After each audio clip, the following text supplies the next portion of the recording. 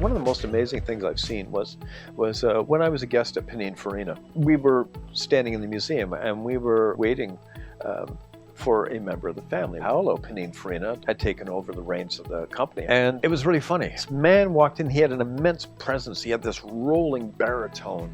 He was certainly somebody who was in control. And it was really funny because my director at the time, Joe Viacha, he's not one who is sort of kowtows to anybody. He's like quite an independent spirit. And even Joe sort of went eyes down, a little quiet.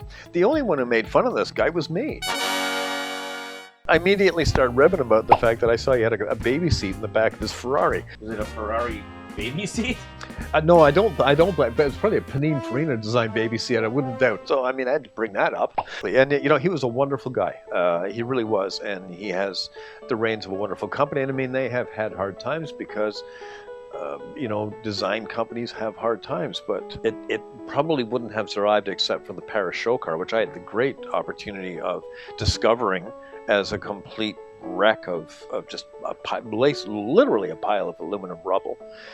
In Japan, brought it over here, restored it with Chris Orstrom, who was the patron on the Bugatti project as well.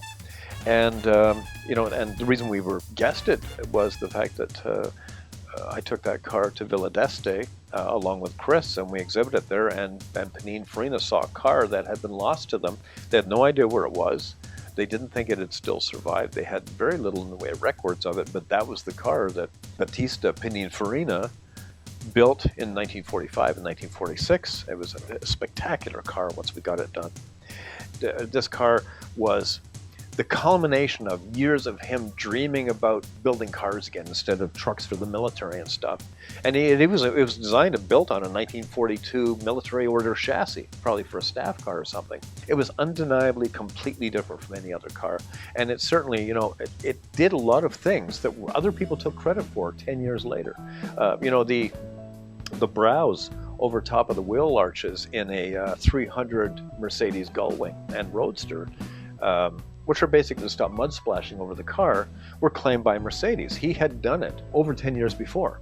It had that. It had holes in the fender, portholes in the fender. You know, that car ended up being owned by Holden Koto, who was a designer for Buick. Those went from that car onto Buicks, and Buicks are famous for the porthole Buicks in the 50s, and so that carried. And then the car was bought by the chairman of the board of Austin, using it as a design mule for the Austin Atlantic. And actually later on, its image was used in the Austin Healey's. That car basically kept Pininfarina going in a time when coach builders, huge coach building companies from before the war, they were all either gone or going.